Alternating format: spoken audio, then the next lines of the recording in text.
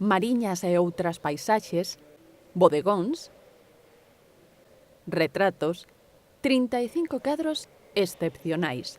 Pintados por artistas que debido a un accidente, alguna enfermedad, han perdido el uso de sus brazos y pintan sujetando el pincel con la boca y con los dedos de los pies.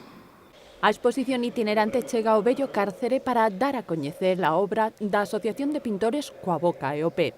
O valor que teñen estas persoas que teñen a súa idea de ser artistas, de ser pintores ou pintoras e que a través da asociación teñen esa oportunidade de ser creativas, pero además de ter unha vida independente. Para desenvolver a súa creatividade, os artistas reciben unha bolsa vitalicia. Son máis de 900 en todo o mundo, 3 deles galegos.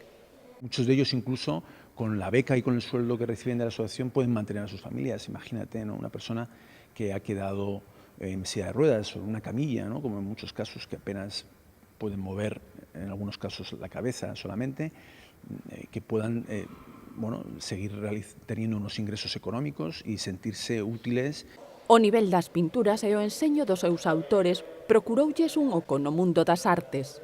Eu coido que se poñen estes cuadros en unha galería onde non se diga que hai unha discapacidade e naide vai ver a discapacidade do artista que pintou isto. Vendemos nuestra obra a través de tarjetas, calendarios y los productos que vendemos para financiarnos en más de 40 países de todo el mundo.